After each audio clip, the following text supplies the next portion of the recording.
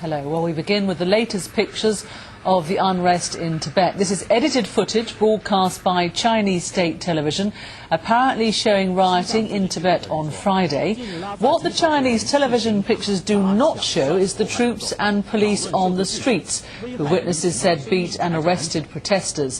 The head of the Tibetan regional government, who's in Beijing for a meeting of China's National People's Congress, told journalists that the authorities will deal harshly with, in his words, the criminals who are carrying out activities to split the nation.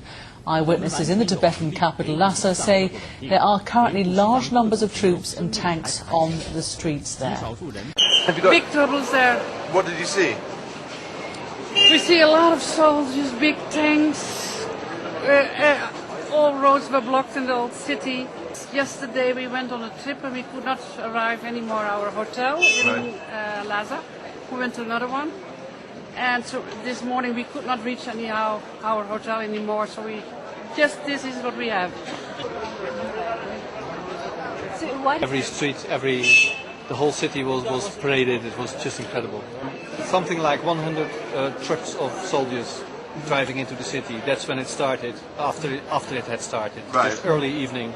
This morning at 5 o'clock I was awake and I saw another something like 40 trucks with soldiers going in and 36 tanks, I counted them, because they went by my hotel, my new hotel. And so it was really, they came down on the Tibetan people really hard.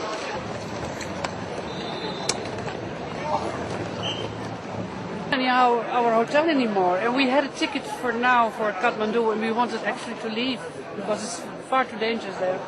They had installed martial law, so anything that moves is shot at. Thinking about, I hope we can fly tomorrow back. How do we get our luggage? How do we get our visa? It was in the hotel, actually, our visa. But they helped us to go out.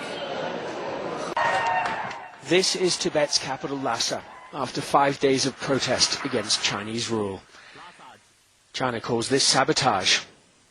The Dalai Lama calls it a sign of his people's deep resentment. These pictures were obtained by the BBC. They show Chinese forces anxious to regain the control they've had for decades. China restricts access to Lhasa, so this afternoon we drove to another Tibetan region several hundred miles away. We soon come across a column of Chinese riot police on a bridge in front of the Labrang monastery. Then we reach some of the monks that China is fighting against. We want to try and find out exactly what's going on here, so I'm going to step out of the car and talk to some ordinary people, but we can't hang about because we don't want to attract the attention of the Chinese riot police.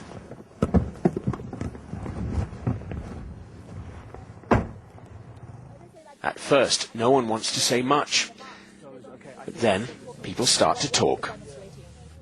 Yeah, what are you demonstrating for? What are your aims?